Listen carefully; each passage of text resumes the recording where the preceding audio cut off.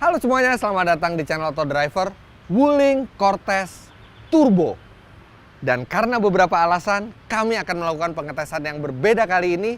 Kami akan berjalan dari Jakarta, Surabaya, kembali lagi ke Jakarta dengan mobil ini.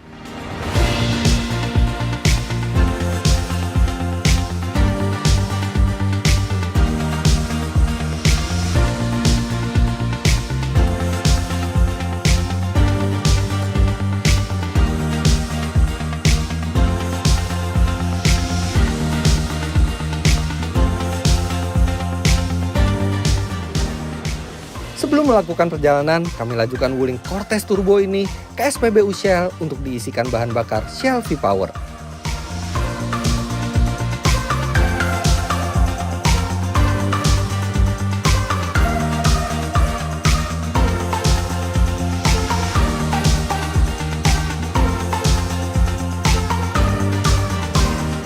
Ada beberapa alasan kenapa kami ke Surabaya. Yang pertama, kami sudah pernah sebenarnya membuatkan review dari Wuling Cortez ini yang 1500cc non turbo. Anda bisa lihat linknya di atas. Nah, di situ secara detail mengenai dimensinya, akomodasinya, semua sudah ada di situ semua. Bahkan kami juga sudah mengetes kekuatan dari mesin 1500cc-nya itu di sirkuit Sentul. Anda bisa lihat linknya di atas.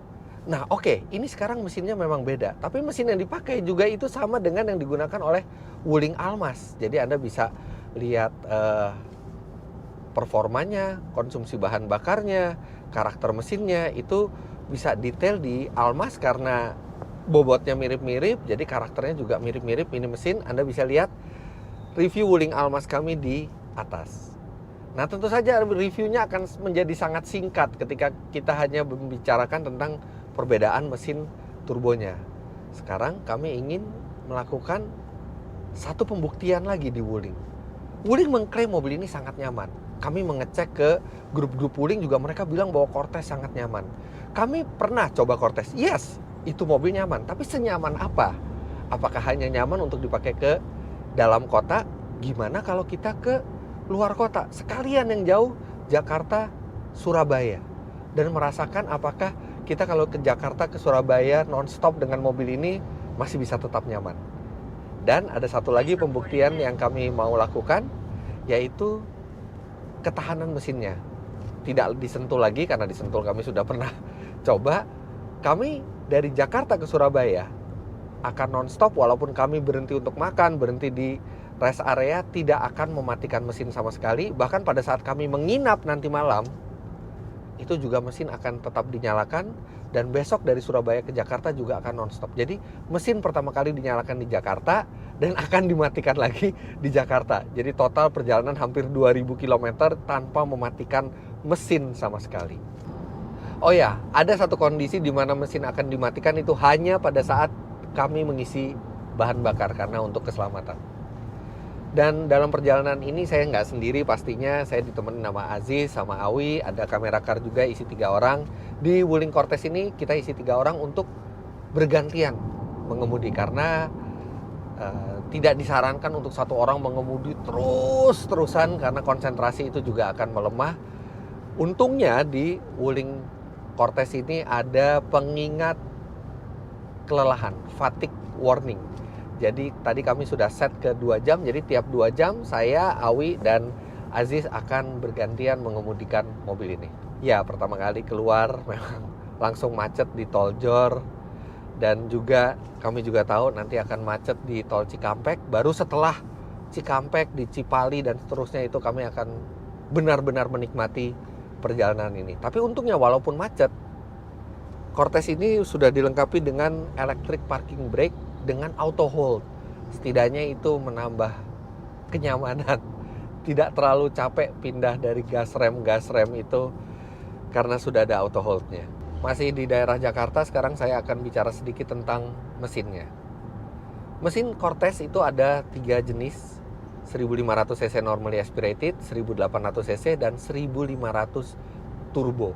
Nah, yang 1500 normally aspirated itu tenaganya hanya 110 HP dan torsi 140 Nm. Itu berbeda cukup jauh dengan mobil ini. Mobil ini tenaganya Cortez Turbo itu 140 HP dan torsinya yang luar biasa mencapai 250 Nm. Makanya ini adalah varian termahal dari Cortez, walaupun varian termahal tapi masih tetap sangat terjangkau. Ini harganya 282 juta rupiah, yang artinya itu masih jauh di bawah rata-rata kelasnya, karena ini sebesar medium MPV, rata-rata kelasnya itu sudah di atas 400 juta rupiah.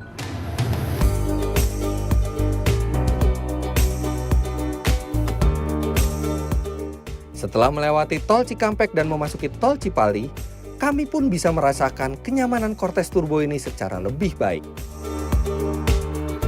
Itu karena kontur dari jalan tol Cipali yang bergelombang dengan permukaan beton. Di sini langsung terlihat suspensi mobil itu bagus atau tidak, dan karakter suspensi itu sangat menentukan kenyamanan sebuah mobil. Dan kami berani bilang bahwa karakter bantingan di Cortez ini memang nyaman. Dia lembut, halus, dan dewasa. Jadi tidak mengayun, tapi benar-benar bisa meredam getaran dari jalan secara sangat baik. Apalagi peredaman suara dari luar juga bagus. Suspensi ini salah satunya kami rasa alasannya karena dia menggunakan sistem full independent untuk keempat rodanya, sehingga walaupun dia empuk, tapi dia tetap sangat stabil. Sekarang sudah 2 jam lebih dari Jakarta. Ini kami di kilometer 100. Sebenarnya peringatannya sudah meminta saya untuk berganti pengemudi karena di set 2 jam. Tapi rasanya belum terasa lelah sama sekali. Jadi saya mau nyetir terus untuk makin merasakan mobil ini. Nah, sekarang kami sudah berada di kilometer 114. Konturnya sudah menjadi aspal sekarang. Dan ini Anda tidak akan bisa komplain sama sekali dengan kehalusan suspensi dari Cortez. Ini benar-benar tenang mobil ini. Ini lihat di kanan kiri ini banyak pohon kering karena memang lagi panas sekali di Indonesia. Dan ini juga di luar terik mataharinya luar biasa. Tapi yang mengagumkan adalah AC-nya ini dingin sekali. Bahkan di kondisi sepanas ini kami bertiga di mobil, AC-nya berapa sih? 24 derajat Celcius. Fan-nya cuma satu. Dan itu udah cukup.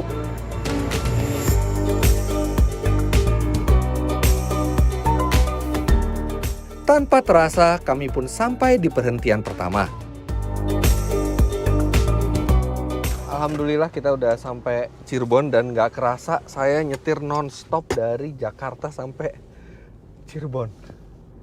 Dan belum merasa lelah sama sekali. Sekarang kami akan makan siang di Empal Gentong. Dan ini ada sedikit tricky. Karena kami tidak ingin mematikan mesin. Tapi kami juga nggak pengen mobil ini dicuri. Jadi untungnya kami sudah menemukan caranya. Jadi pada saat kami makan, kami akan berusaha untuk parkir sedekat mungkin dengan tempat makan. Dan pintu mobil akan dikunci secara manual. Serta kunci keyless smart key-nya ini juga akan kami bawa. Dan yang penting mobil masih dalam pandangan mata.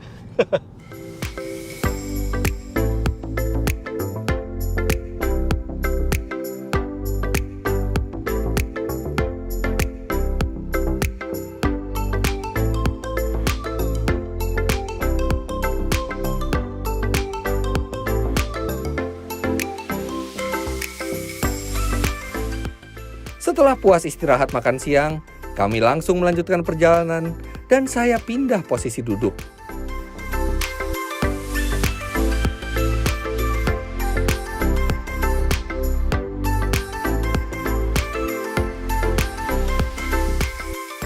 Oke, sekarang saya duduk belakang, Awi nyetir, Aziz di depan, dan saya akan merasakan bagaimana kenyamanan duduk di captain seat di jok baris keduanya ini. Tapi mungkin sebelum saya berkomentar, lebih baik saya coba dulu. Jadi beberapa ratus kilometer ke depan saya akan sampaikan kepada Anda apakah benar-benar layak disebut sebagai captain seat yang nyaman. Nyetir yang enak ya, Pak? Baik, Pak.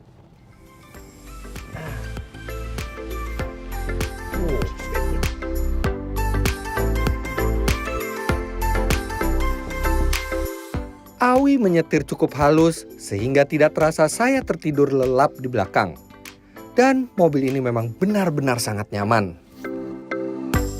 Wah, ini serasa raja di belakang. Ini benar-benar tempat duduknya itu ergonomis. Ini di punggungnya tersangga dengan baik, paha juga tersangga dengan baik, sandaran tangannya juga pas. Ya, seperti seharusnya captain seat. Serta bantingan suspensi di jok kedua ini entah kenapa sedikit lebih lembut dibandingkan di bagian depan sehingga sangat nyaman. Ini sekarang kita udah mulai mendekati kota Semarang di tengah-tengah antara Cirebon dan Semarang, dan tadi saya bisa tidur dengan nyenyak juga di sini.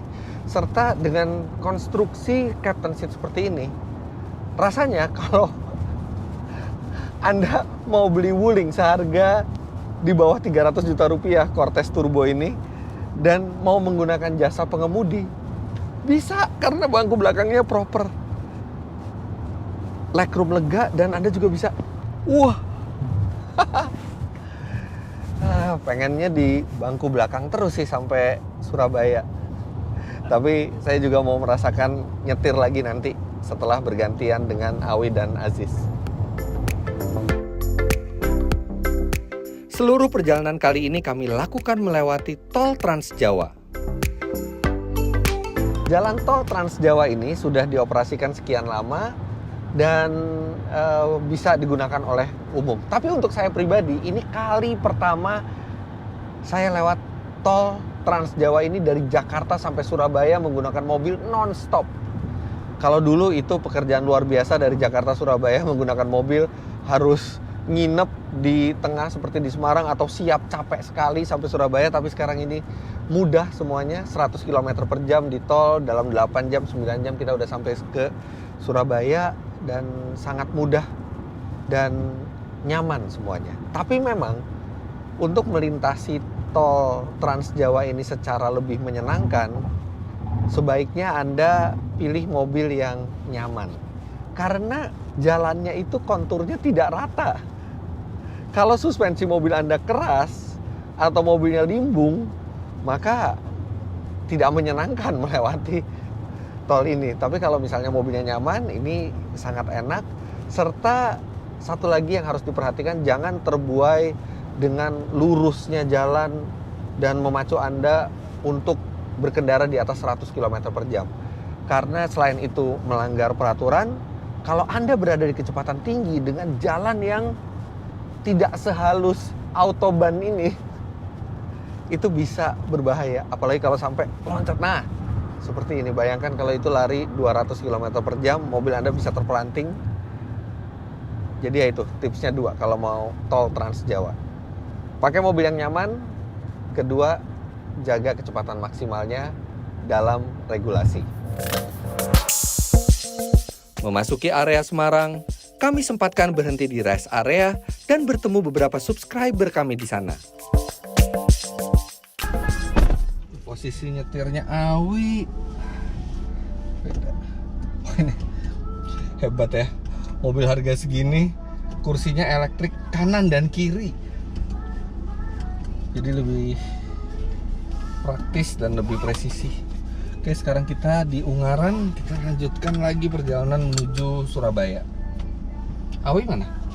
Masih di luar, Mas? Masih di luar? Ya. Ngapain? Nah, ini masuk lagi nih. Udah? Ada peringatan seatbelt belakang, dipasang. Aman.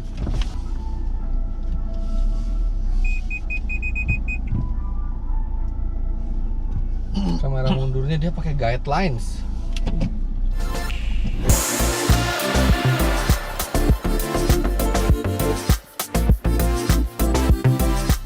Kadang saya itu nggak habis pikir, gimana bisa Wuling bikin mobil seharga ini. 280 jutaan rupiah dan Anda mendapatkan mobil yang selega medium MPV. Kemudian ini interiornya juga warna baru, terkesan mewah. Electric seat kanan dan kiri, sunroof, kemudian AC climate control dengan mode auto, electric parking brake dengan auto hold. Wow. Ya, kita tahu bahwa Wuling itu investasi sangat besar di Indonesia dengan membuat pabrik sendiri, dan mereka tidak akan mau menjual mobil dengan volume sedikit ketika investasinya sudah sebesar itu. Mereka harus laku, tidak ada pilihan lain karena investasinya sudah triliunan.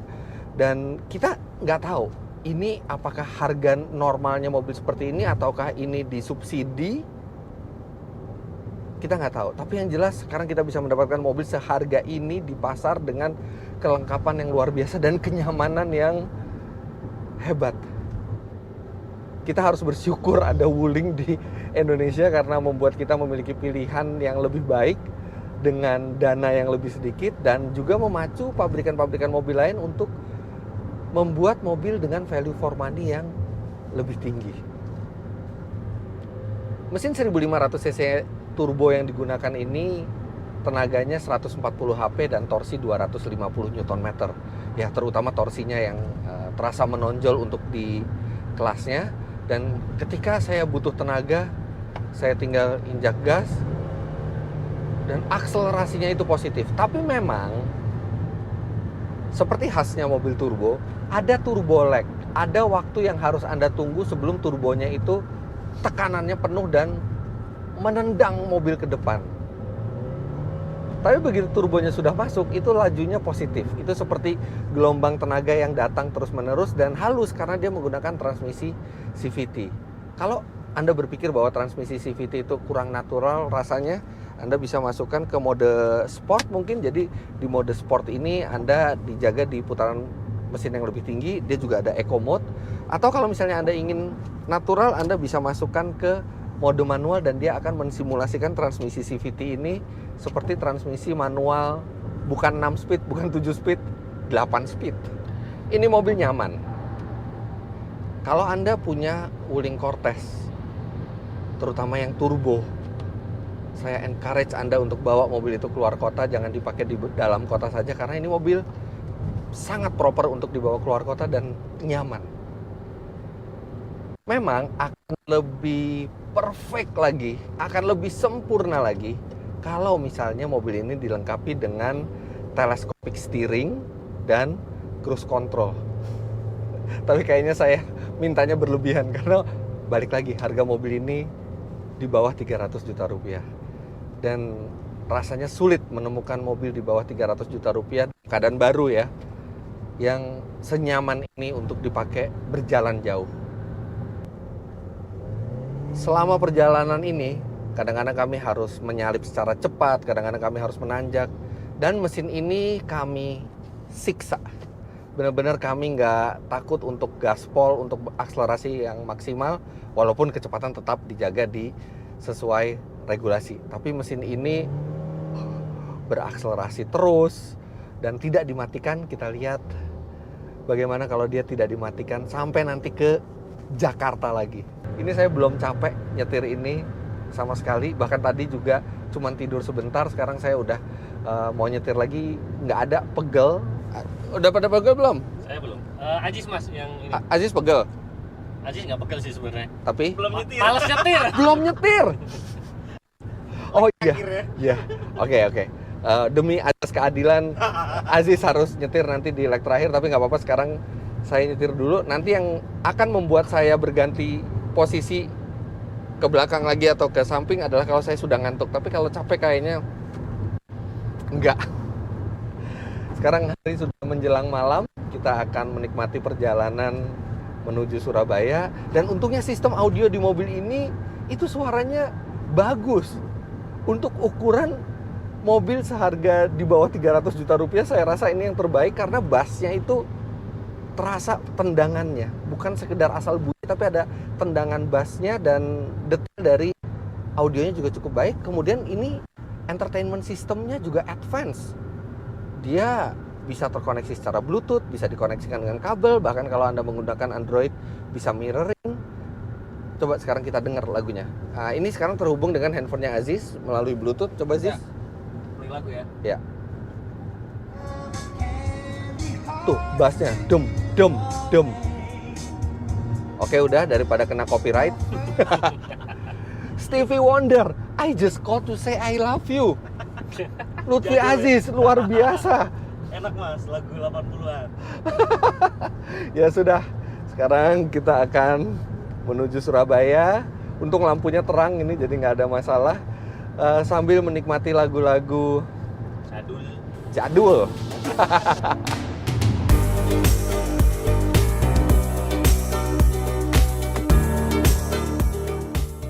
Memasuki malam, kami pun keluar dari jalan tol dan menyempatkan diri singgah di Ngawi, kota leluhur videografer kami Lutfi Aziz.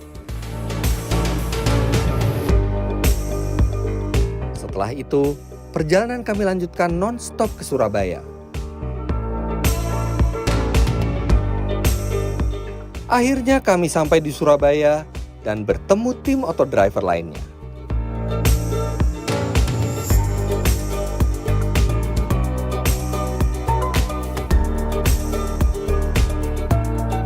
Alhamdulillah. Wih, udah ada tim Autodriver lainnya di sini.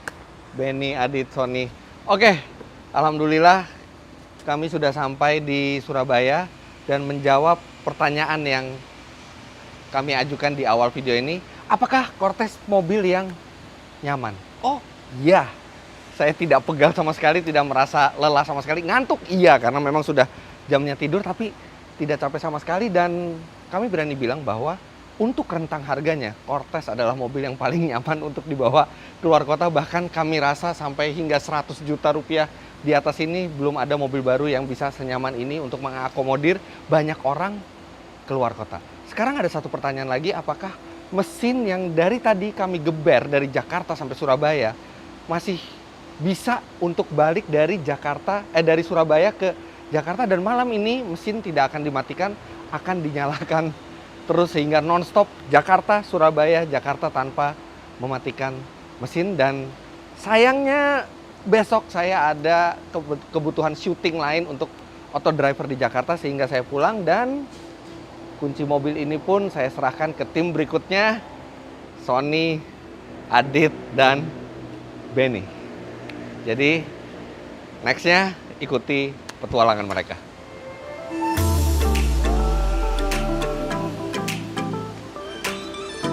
Ya, mereka akan menginap semalam di Surabaya dan pagi akan langsung jalan ke Jakarta. Sedangkan saya dan Aziz akan segera pulang langsung ke Jakarta menggunakan pesawat terbang. Malam itu, kami tinggalkan dalam keadaan mesin nyala. Dan Mas Wita serta Ajis pulang ke Jakarta dengan pesawat.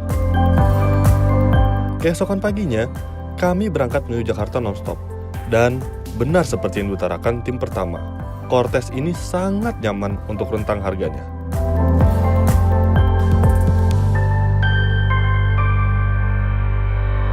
Secara umum, untuk harga tidak sampai 300 juta rupiah, Wuling Cortez ini mengejutkan. Kenyamanan, daya tahan, dan karakter dewasanya berada jauh di atas harga jualnya. Di sisi lain, walaupun sudah hidup dan digeber lebih dari 24 jam, mesin turbo milik Cortez ini tidak bermasalah sama sekali. Performa dan kehalusan dan suhunya tetap dalam kondisi sempurna hingga kami sampai di Jakarta. Jadi begitulah video perjalanan kami kali ini. Jangan lupa Anda klik like bila menyukai video ini, komentar di bawah, dan subscribe ke channel Autodriver jika Anda belum. Jangan lupa download juga aplikasi Autodriver dari Google Play Store. Terima kasih banyak Anda sudah menyaksikan. Sampai jumpa di video kami selanjutnya.